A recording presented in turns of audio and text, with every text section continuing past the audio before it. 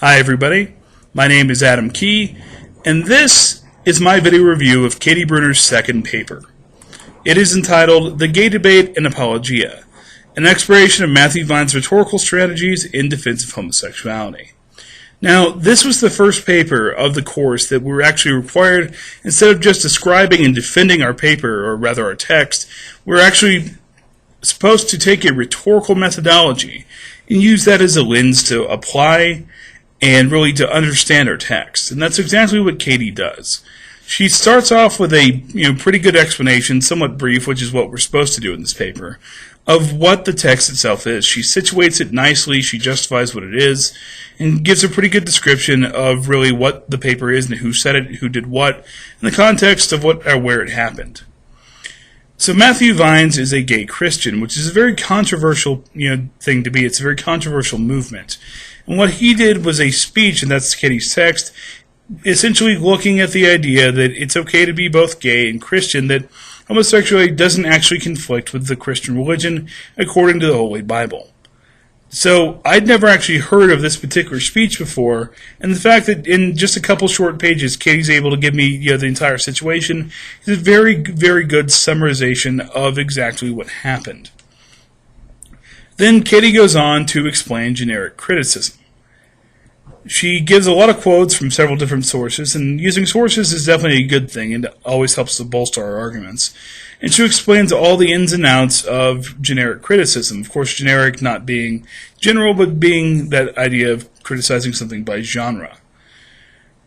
So she moves on there to essentially break down what generic criticism is to all the little parts, and then uses those little parts in order to break down further her text. She talks about the audience being the LGBT crowd, and then analyzes the effect of certain things, and she talks about certain things he does, like makes emotional appeals like coming out as a gay man in the speech, and also talking about the idea of being a gay Christian, how his walk and his faith are affected by his sexual orientation, and as well as how other people treat him. So what we see from this is that Katie is, she breaks down what generic criticism is, and then she further moves on in order to essentially provide more explanation of essentially how his stuff fits directly into generic criticism. Beyond that, Katie then moves on to talk about the audience, which she labels as not the Christian audience, but the LGBT audience, and its effect on them. She finally closes by talking about some problems she had that she didn't think generic criticism was actually going to be quite so hard to use for this particular topic, or particular text rather. And then says, well, it would also be an interesting paper if we considered the audience as Christians and not as the LGBT crowd. Now, while this is in general a pretty good paper, I've got a couple issues with it.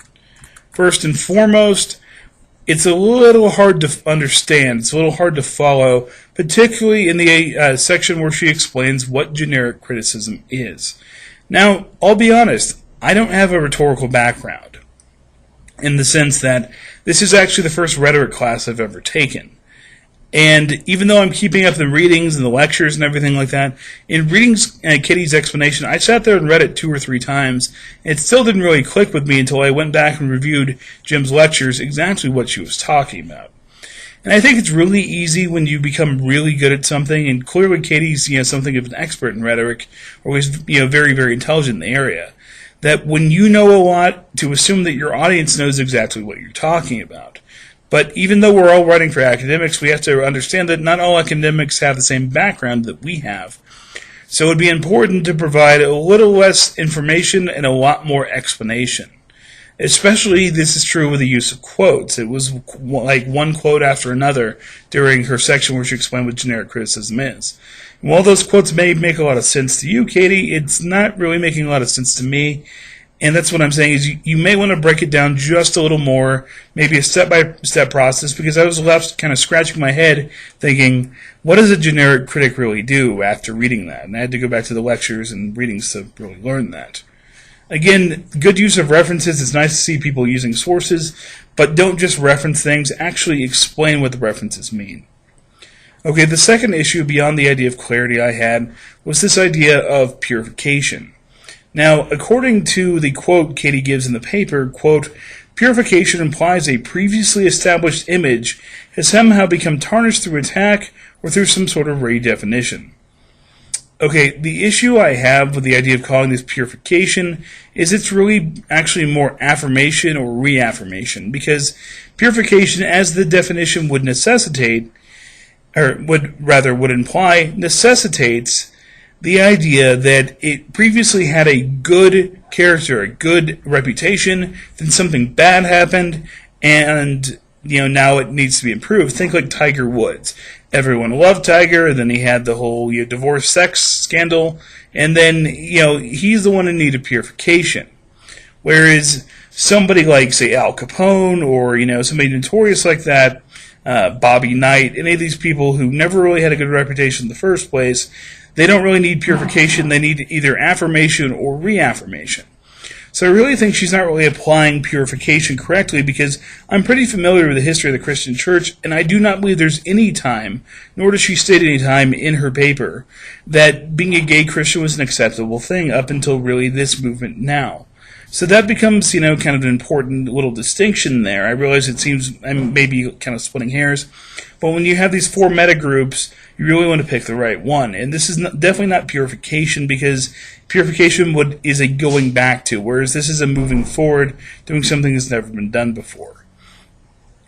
The second is when she gets to the four different things you can do, denial and all that. She gets to transcendence, and she explains what transcendence is, and then the paragraph stops.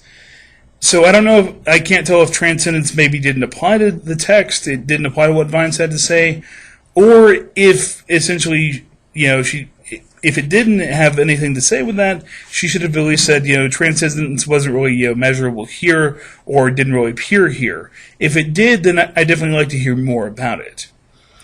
Then we get to the third issue, or fourth issue, I guess, which is the idea of who's the audience. Now, Kitty definitely addresses this, and what she says is that, let's assume that the audience is the LGBT group. The problem I have with this is it doesn't really seem to flow with the rest of the paper. To quote Katie's paper, it said that he was looking for texts about gay Christians that were, quote, intentionally and respectfully addressed to Christians who were traditionalists on this issue. So he stated that he wanted to make one of it. He couldn't find one, so he stated that he wanted to make one of his own. Okay, so at the point where he's saying that his goal was to talk to traditionalists, to traditional Christians who I would assume then believe being gay is a sin, I don't really think she has the proper audience identified here. I believe, it may be partially directed to the LGBT audience. Certainly they're going to be watching it. But the primary people he's trying to persuade are not LGBT people. It says right here that he's trying to persuade Christians who are traditionalists on the issue.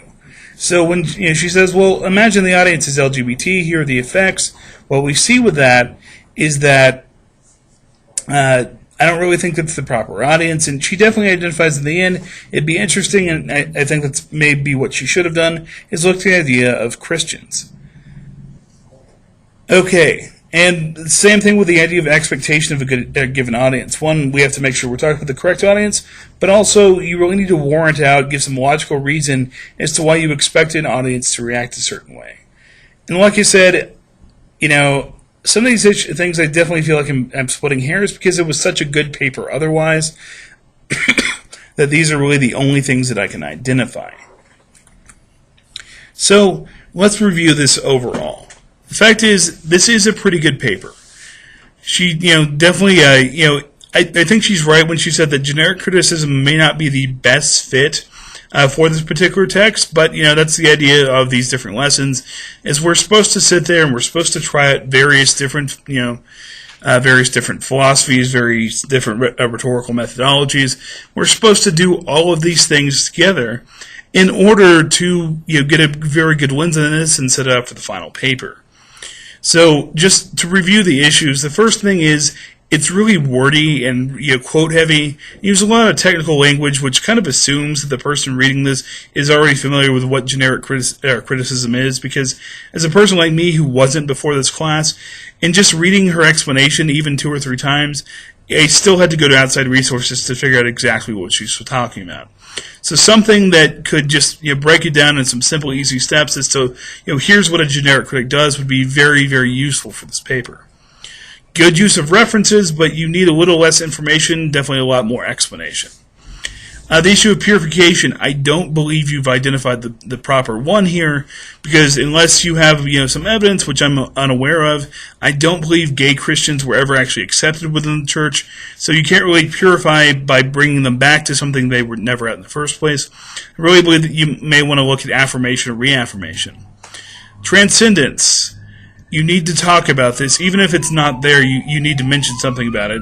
And finally, this idea of what is the audience. Your own paper, his own quote says he was looking to intellectually and respectfully address Christians who were traditionists on the issue.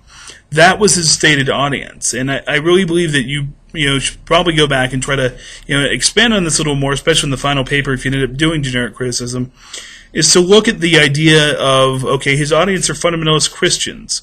And these are the people who, think being gay is an abomination.